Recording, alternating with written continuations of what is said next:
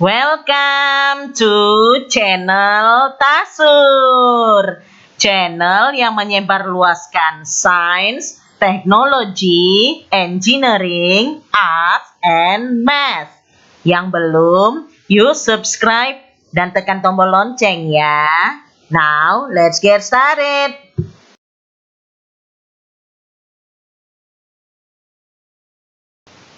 Hak kekayaan intelektual berarti hak atas kekayaan intelektual, yakni kekayaan berupa hasil karya yang perlu mendapat perlindungan sebagai hak eksklusif bagi pencipta atau penulisnya. Menurut WIPO, Organisasi Kekayaan Intelektual Dunia PBB, kekayaan intelektual didefinisikan sebagai hak atas antara lain hasil kegiatan intelektual di bidang industri, saintifik atau ilmiah, dan sastra atau seni. Kekayaan intelektual berbentuk objek intelektual seperti lagu, buku, kuliah, pidato, kompilasi ciptaan atau data, program komputer, penemuan, komponen hardware, tanda grafis, hologram, dan sebagainya yang orisinal.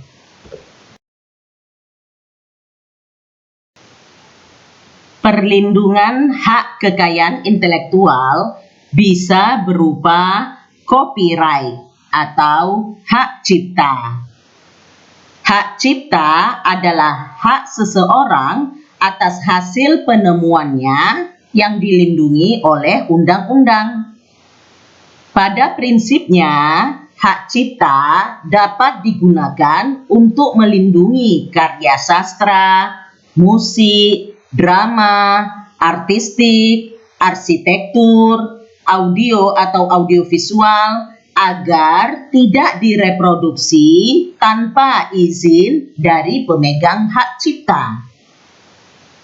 Hak cipta secara harfiah berarti hak untuk membuat dan mendistribusikan salinan untuk menampilkan atau menayangkan ciptaan di depan umum dan untuk menghasilkan karya turunan seperti terjemahan ke dalam bahasa lain.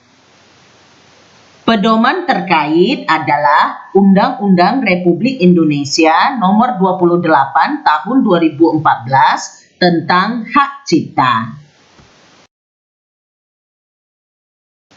Ciptaan yang dilindungi meliputi ciptaan dalam bidang ilmu pengetahuan, seni, dan sastra, yaitu terdiri atas 1. Buku, pamflet, perwajahan karya tulis yang diterbitkan, dan semua hasil karya tulis lainnya. 2. Ceramah, kuliah, pidato, dan ciptaan sejenis lainnya. 3. Alat peraga yang dibuat untuk kepentingan pendidikan dan ilmu pengetahuan. 4. Lagu dan atau musik dengan atau tanpa teks. 5. Drama musikal, tari, koreografi, pewayangan, dan pantomim. 6. Karya seni rupa dalam segala bentuk seperti lukisan, gambar, ukiran, kaligrafi, seni pahat, patung, atau kolase. 7. Karya seni terapan. 8. Karya arsitektur. 9. Peta. 10. Karya seni batik atau seni motif lain. 11. Karya fotografi. 12. Potret. 13. Karya sinematografi. 14. Terjemahan, tafsir, saduran, bunga rampai, basis data, adaptasi, aransemen, modifikasi, dan karya lain dari hasil transformasi. 15. Terjemahan, adaptasi, aransemen, transformasi, atau modifikasi ekspresi budaya tradisional. 16. Kompilasi ciptaan atau data baik dalam format yang dapat dibaca dengan program komputer maupun media lainnya. 17. Kompilasi ekspresi budaya tradisional selama kompilasi tersebut merupakan karya yang asli. 18. Permainan video. Dan 19. Program komputer. Bagaimanapun, tidak ada hak cipta atas hasil karya berupa hasil rapat terbuka lembaga negara, peraturan perundang-undangan, pidato kenegaraan atau pidato pejabat pemerintah, putusan pengadilan atau penetapan hakim, dan kitab suci atau simbol keagamaan. Hak cipta terdiri atas hak moral dan hak ekonomi. Hak moral merupakan hak yang melekat secara abadi pada diri pencipta untuk 1. Tetap mencantumkan atau tidak mencantumkan namanya pada salinan sehubungan dengan pemakaian ciptaannya untuk umum. 2. Menggunakan nama aliasnya atau samarannya.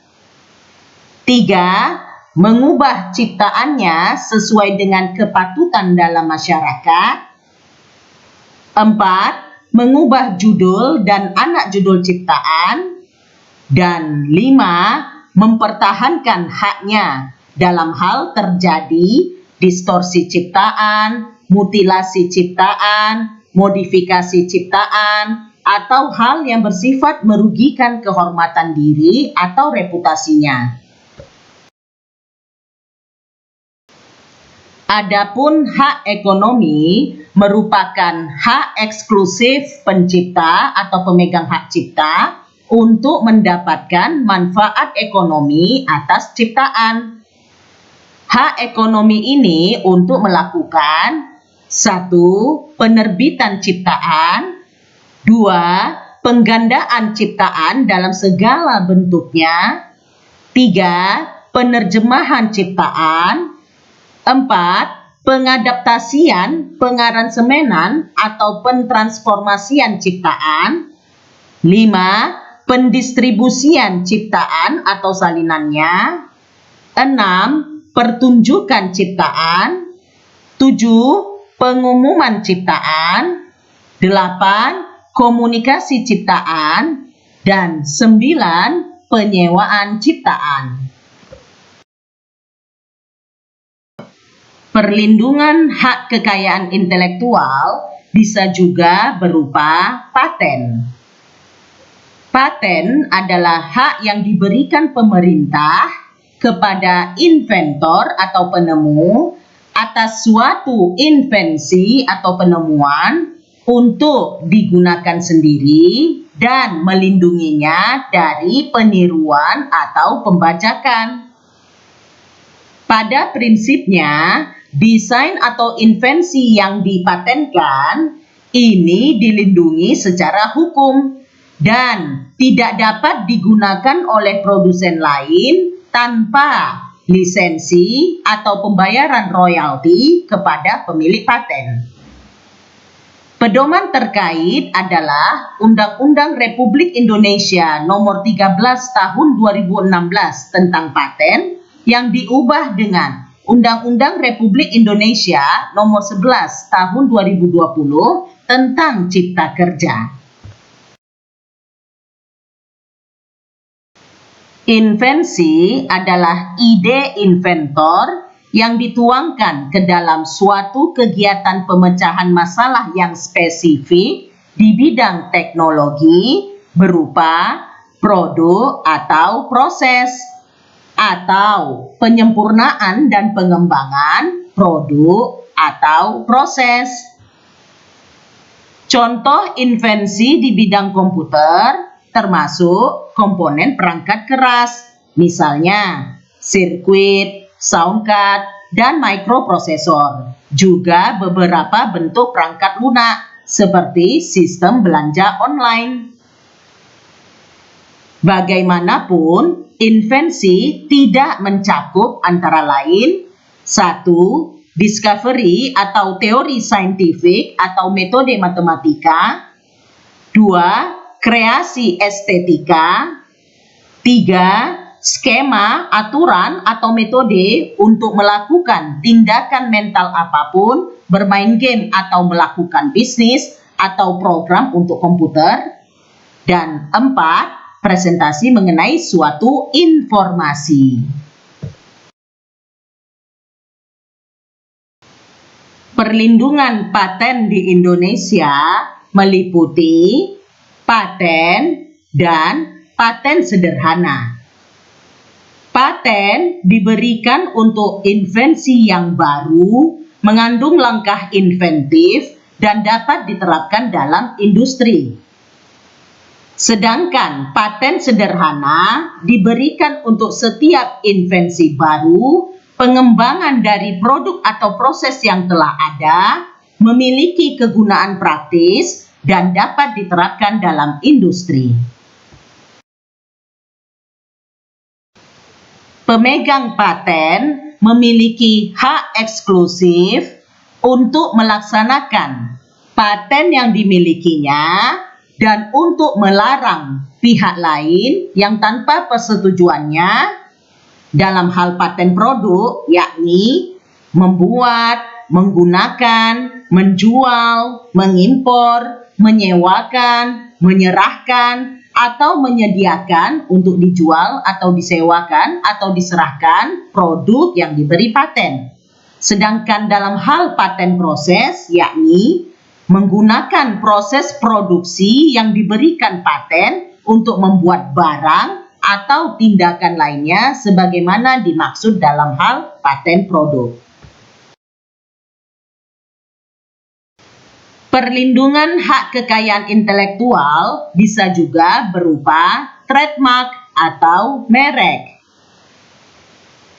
Merek adalah tanda yang dapat ditampilkan secara grafis berupa gambar, logo, nama, kata, huruf, angka, susunan warna dalam bentuk 2 dimensi dan atau 3 dimensi, suara, hologram, atau kombinasi dari 2 atau lebih unsur tersebut untuk membedakan barang dan atau jasa yang diproduksi oleh orang atau badan hukum dalam kegiatan perdagangan barang dan atau jasa. Merek di Indonesia meliputi merek dagang dan merek jasa. Merek dagang ini merek yang digunakan pada barang yang diperdagangkan. Sedangkan merek jasa ini yang digunakan pada jasa yang diperdagangkan. Di samping merek, Indonesia juga melindungi indikasi geografis. Pedoman terkait adalah Undang-Undang Republik Indonesia Nomor 20 Tahun 2016 tentang merek dan indikasi geografis yang diubah dengan Undang-Undang Republik Indonesia Nomor 11 Tahun 2020 tentang Cipta Kerja. Merek bisa didaftarkan seperti tanda grafis, suara, hologram, dan sebagainya. Tapi merek itu harus benar-benar khas atau unik. Contoh, termasuk logo seperti apel tergigit oleh Apple Computer atau logo Microsoft Windows. Nah, merek tidak dapat didaftar jika 1. Bertentangan dengan ideologi negara, peraturan perundang-undangan, moralitas, agama, kesusilaan, atau ketertiban umum. 2. Sama dengan, berkaitan dengan, atau hanya menyebut barang dan atau jasa yang dimohonkan pendaftarannya. 3. Memuat unsur yang dapat menyesatkan masyarakat tentang asal, kualitas, jenis, ukuran, macam, tujuan penggunaan barang dan atau jasa yang dimohonkan pendaftarannya, atau merupakan nama varietas tanaman yang dilindungi untuk barang dan atau jasa yang sejenis. 4. Memuat keterangan yang tidak sesuai dengan kualitas, manfaat, atau khasiat dari barang dan atau jasa yang diproduksi. 5. Tidak memiliki daya pembeda. 6. Menggunakan nama umum dan atau lambang milik umum. Dan 7. Mengandung bentuk yang bersifat fungsional. Teknologi komputer berkaitan dengan kekayaan intelektual. Bagaimana tidak, keberadaan teknologi komputer telah membuat penyalinan atau proses kopi berkualitas tinggi dan distribusi berjumlah besar atas kekayaan intelektual menjadi sangat mudah dan murah. Beberapa teknologi ini antara lain: 1. Penyimpanan segala macam informasi, apakah teks, suara, grafik, dan sebagainya, dalam format digital standar. 2. Media penyimpanan digital bervolume tinggi dan relatif murah, seperti hard disk, DVD, dan SSD, bahkan cloud. 3. Scanner karakter dan scanner gambar yang menyederhanakan konversi teks cetak, foto, dan karya seni ke bentuk elektronik digital. 4.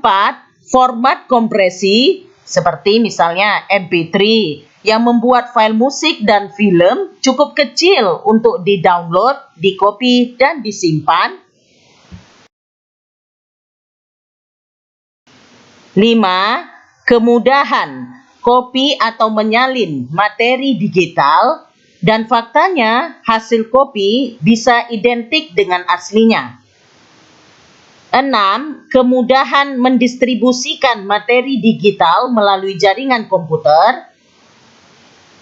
7. World Wide Web yang memudahkan untuk menemukan dan mendownload materi digital. Dan 8.